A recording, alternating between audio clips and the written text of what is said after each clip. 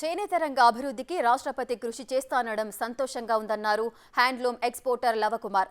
రాష్ట్రపతి తన స్టాల్ వద్దకు వచ్చి చీరలు కొనుగోలు చేయడం తన జీవితంలో మర్చిపోలేనన్నారు. రాష్ట్రపతి చేనేత రంగానికి సంబంధించి అంశాలను పరిగణలోనికి తీసుకుంటామన్నారని తెలియజేశారు. రాష్ట్రపతి తమకు సలహాలు సూచనలిచ్చారని చెబుతున్న లవకుమార్తో మా నల్గొండ ప్రసిద్ధి పుల్లారావు ఫేస్ టు ఫేస్.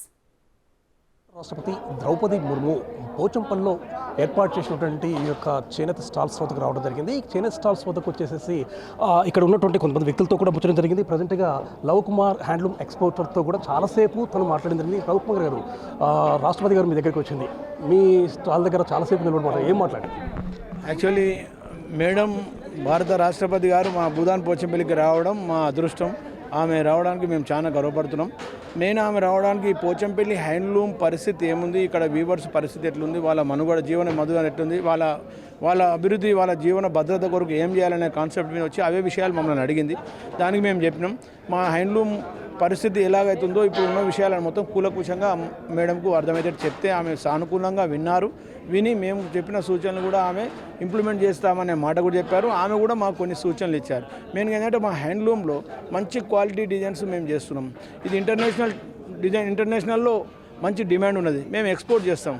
యూరోప్లో ఒక 8 దేశాలకు చేస్తాం. జపాన్, అమెరికా, కెనడా, మిగతా చాలా దేశాలకు మేము చేస్తాం ఎక్స్పోర్ట్. అదే విషయాలు మేడం గారు చెప్పాము. ఆమె సానుకూలంగా విన్నారు. మా దగ్గర ఉన్న ఐటమ్స్లో 2 చీరలు సెలెక్ట్ చేసుకొని కూడా ఆమె నచ్చింది అనగానే ఎంబడే ఆఫీసర్స్ ఆమెకు ఇచ్చారు ఆ చీరలు. అదేవిధంగా మీకు సంబంధించేసి కొన్ని విషయాలు కూడా చెప్పిందని చెప్పారు. అంటే హ్యాండ్లూమ్స్కి సంబంధించేసి డెవలప్మెంట్ మీద ఏమైనా మాట్లాడిందా?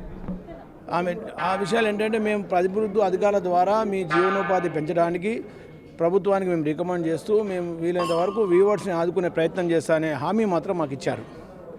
ఇంకా మెయిన్ ఈ డిజైన్స్ గురించి ఇక్కడ ఉన్న ఎన్ని సంవత్సరాల సంది వ్యవస్థ ఉంది అవన్నీ కూడా మాట్లాడారు. అవి కూడా మేము చెప్పాము.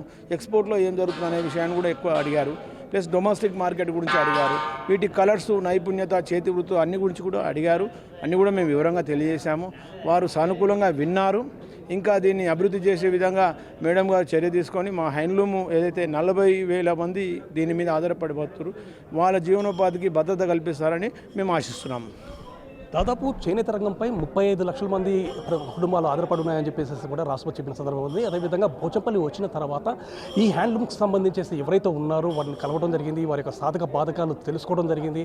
వారి దగ్గర నుంచి కొన్ని సలహాలు వారు చెప్పినటువంటి విషయాలు వినడం జరిగింది. తాను కూడా కొన్ని సూచనలు చేయడం జరిగింది. అదేవిధంగా ఈ యొక్క చేనేత పరిశ్రమ అభివృద్ధి కోసం తన వంతు సహకారాన్ని ఇస్తాను, తప్పనిసరిగా దీని యొక్క అభివృద్ధి కోసం నేను కృషి చేస్తానని చెప్పేసి కూడా రాష్ట్రపతి గారు చెప్పారని చెప్పేసి కూడా వాళ్ళు చాలా సంతోషంగా చెప్తున్న సందర్భం అయితే ఉంది. భూదాన్ పోచంపల్లి నుండి కెమెరా రవితో పుల్లారావు, బిగ్ టీవీ.